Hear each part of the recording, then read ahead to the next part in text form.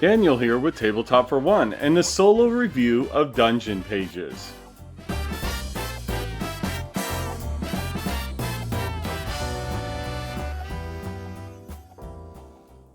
And I thank you for joining me today. Dungeon Pages is a print and play roll and write designed by Jason Tagmeyer and Jason Greeno and published on Print and Play Arcade. Now, just as a disclaimer, I received a review copy of the core game for free. And so let's just jump right into it and talk about number one, the theme. Well, the theme of Dungeon Pages is just that.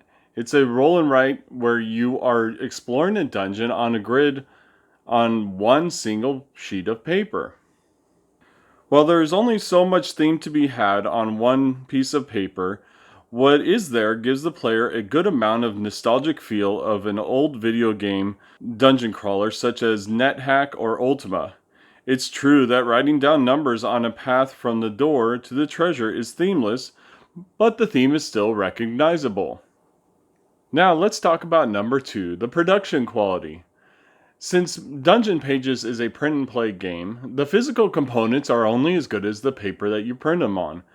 The art that is present in the characters and the iconography is well done. However, some of the monsters are hard to distinguish from each other and some of the tiles are too light to see. And that leads me to number three, the gameplay. In Dungeon Pages, you choose one of 6 characters to go explore one of 6 dungeons. The primary gameplay consists of you rolling 2 to 3 dice, up to 6 later, writing down the numbers on adjacent spots on the grid, and repeating the process. There are good dice and evil dice. The evil dice activate monsters in the dungeon when certain conditions are met. If you roll a pair, you encounter a wandering monster. If you roll a 4, 5, or 6, you may be attacked by monsters in the dungeon. Your character is equipped with a skill that can manipulate the dice, which can help dodge dangerous rolls. In order to defeat monsters, you must reduce their hit points to 0 by writing a number adjacent to them that exceeds their defense value. Each number that exceeds their defense value will reduce their hit points by 1. To collect loot on the board, you must have a pair of numbers next to the item. To avoid traps, you must write a 6 in that space. And to get the chest at the end of the dungeon, you must write a sequential line of numbers from the door to the chest. If you make the sequential path, you will reap the reward of a weapon or relic and all of the XP in that dungeon. If you don't, you only walk away with the loot you found, such as coins, potions, and keys. And that is the small con of the gameplay. Losing out on a weapon or a relic or the XP because of bad dice rules can make you feel cheated.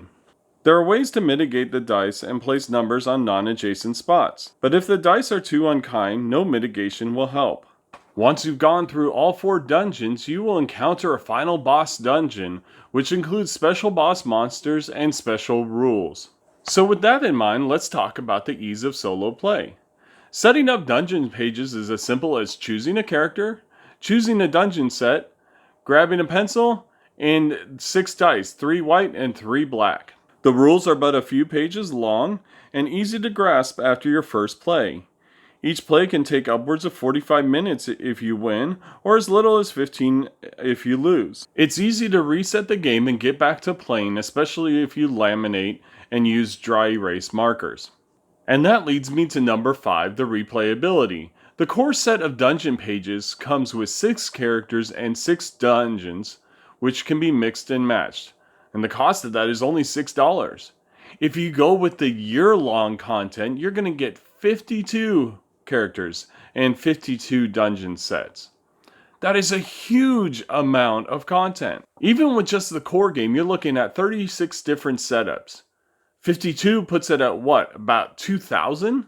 Now, some character and dungeon combinations are more difficult than others and can seem a bit unbalanced. But there is fun in discovering the combinations which work really well together. So in the end, I give Dungeon Pages an 8.3 out of 10. The gameplay loop is fun, leveling up your character is satisfying, and the different character and dungeon combinations give you so much replayability.